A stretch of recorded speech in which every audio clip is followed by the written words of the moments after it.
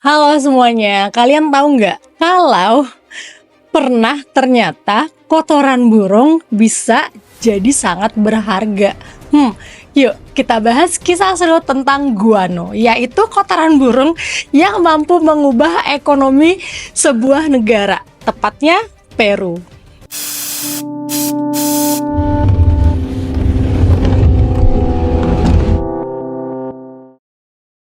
Guano, oke, jadi gini, guano itu adalah kotoran burung laut yang kaya akan nutrisi, terutama dari burung-burung kayak burung pelikan sama burung bubis.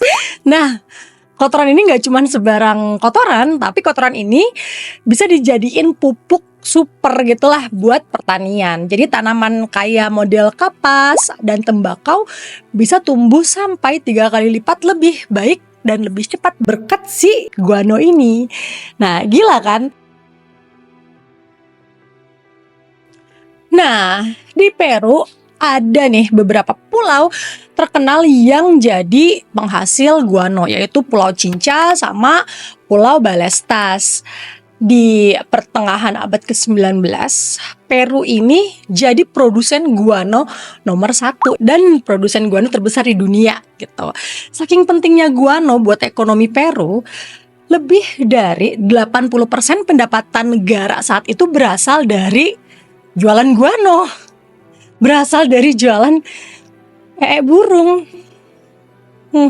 Nah, nggak cuma itu, negara-negara besar kayak Amerika, Inggris, dan Perancis juga ikut lomba-lombaan beli burung ini, beli guano ini dari Peru buat meningkatkan hasil pertanian mereka. Nah, di masa kejayaannya, Peru itu tuh bisa memproduksi sekitar 3 juta ton guano setiap tahunnya. Cukup untuk menyuburkan lahan seluas 800.000 hektar. Wow, gila, itu luas banget ya. Dengan uang sebanyak itu, akhirnya pemerintah Peru ini mulai tuh membangun berbagai infrastruktur buat mendukung industri guano itu. Jadi, pemerintah Peru mulai bikin jalan, pelabuhan, dan fasilitas penyimpanan guano. Ya, tapi di balik kesuksesan besar itu ada sisi gelapnya juga nih, yang nggak bisa diabaikan.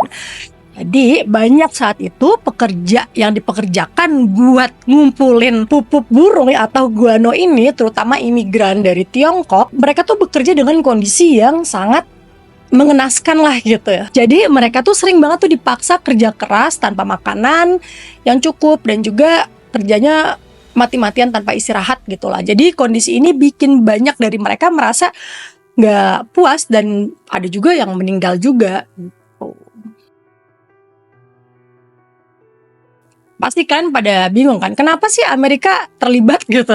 Jadi gini, pada pertengahan abad ke-19, Amerika Serikat itu lagi ngalamin revolusi industri namanya.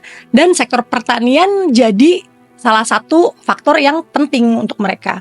Jadi ketika lahan pertanian mulai kehilangan kesuburan, para petani Amerika kan akhirnya membutuhkan pupuk yang bisa memperbaiki kondisi tanah mereka kan. Nah, pas mereka tahu bahwa pupuk guano atau kotoran burung ini yang benar-benar kayak akan nutrisi dan dapat menyuburkan tanah dengan cepat, Amerika pun ya udah langsung deh tertarik buat ngedapetin si pupuk ini, pupuk super ini. Tapi masalahnya guano dari Peru kan mahal dan terbatas, karena gimana pun juga itu kan ya dari pupuk burung ya, sumber daya alam. Dan juga negara-negara seperti kayak Inggris dan Perancis tuh udah lebih dulu nguasain perdagangan guano di dunia gitu. Jadi sehingga Amerika ngerasa kesulitan bersaing. Nah, ya being American ya, mereka buat ngatasin masalah ini di tahun 1856, mereka ngeluarin satu undang-undang yang namanya Guano Island Act, yaitu sebuah undang-undang yang mengizinkan warga Amerika mengklaim pulau-pulau penghasil guano di seluruh dunia. Nah, jadi lebih dari 100 pulau di Samudra Pasifik dan Atlantik termasuk Pulau Navassa di Karibia diklaim tuh sama Amerika.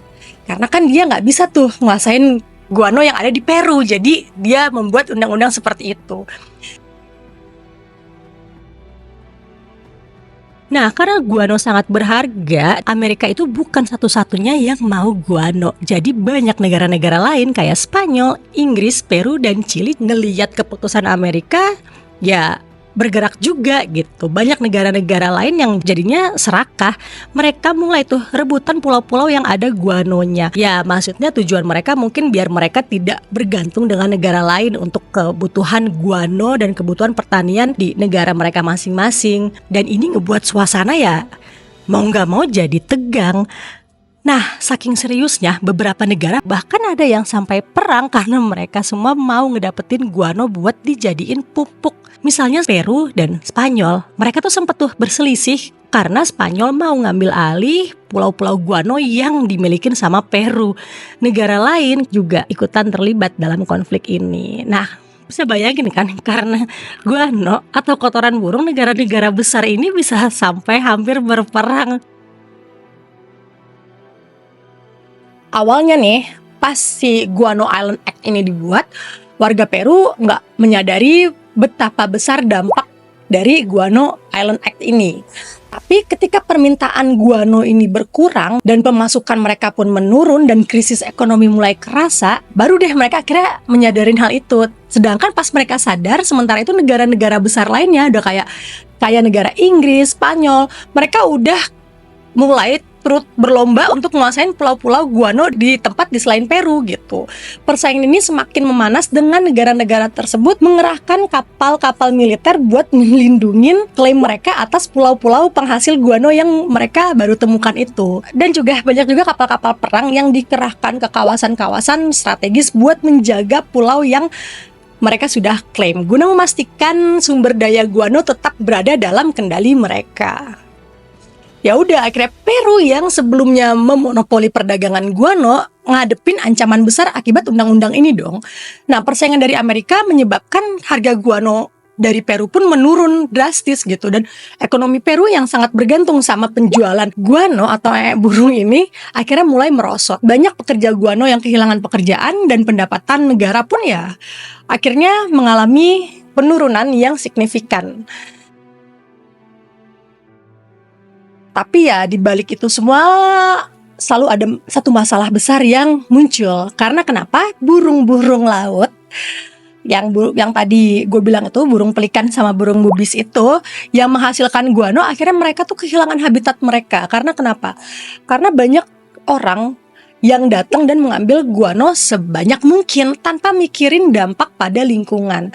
Jadi tuh kadang-kadang pekerja-pekerja yang mengambil guano itu, mereka ngambilnya dari sarang-sarangnya, dari tempat di mana burung-burung itu berkembang biak dan beristirahat gitu loh. Jadi karena itu ya sarang-sarang mereka ya rusak gitu. Akhirnya populasi burung laut pun ya mau nggak mau menurun juga, dan ini sangat memprihatinkan. Karena burung-burung ini punya peran penting dalam menjaga keseimbangan ekosistem seperti penyebaran biji-bijian dan menjaga rantai makanan di laut. Jadi ketika habitat mereka hancur, ekosistem kan jadi ya mau nggak mau ikut terpengaruh ya, dan juga ikut terganggu. Dan pada akhir abad ke-19, eksploitasi berlebihan menjadi penyebab utama banyak negara dan perusahaan yang berlomba-lomba mengambil guano sebanyak mungkin tanpa memikirkan berapa banyak yang bisa dieksploitasi secara berkelanjutan. Ya akibatnya karena mereka ngambil si guano ini secara habis-habisan, mereka kan tidak memikirkan kualitas lagi gitu kan. Jadi kualitas guano yang diambil juga akhirnya mau nggak mau mulai menurun. Dan ketika kualitas mulai menurun, petani mulai mencari alternatif lain. Nah di saat yang bersamaan muncul nih alternatif lain yang bernama pupuk sintetis yang mulai dikembangkan dan menjadi pilihan utama. Karena kan ya gimana pun juga pupuk sintetis ini lebih murah dan komposisinya bisa disesuaikan dengan kebutuhan tanaman. Dan dengan begitu guano yang dulu sangat berharga mulai kehilangan daya tariknya. Penurunan cadangan guano dan munculnya pupuk sintetis menyebabkan harga guano jadi jatuh drastis kan. Jadi kalau dulu guano menyuplai lebih dari 80% pendapatan negara, sekarang sumber pendapatannya tersebut mulai menghilang. Dan Peru yang dulunya kaya raya berkat penjualan guano ini mulai deh menghadapi krisis ekonomi. Sayangnya saat itu Peru tidak cukup siap untuk menghadapi perubahan ini gitu. Jadi meski mereka waktu itu pendapatannya banyak banget dan jadi salah satu yang paling kaya di dunia karena dari guano ini, tapi sayangnya manajemen keuangan mereka tuh buruk dan ngebuat negara ini jadi malah terjebak dalam hutang besar. Dan ketika sumber daya mereka mulai menipis, mereka akhirnya nggak punya strategi lain buat menjaga kestabilan ekonomi mereka. Kuntilanak, ya Allah, jatuh mereka. Oke, gitu aja cerita dari gue. Oke, gitu aja. Sekian cerita dari gue. Kalau lo suka jangan lupa like, share, dan subscribe. See you guys in the next episode. Dadah. Kira burung-burung itu bisa pupuk dengan damai.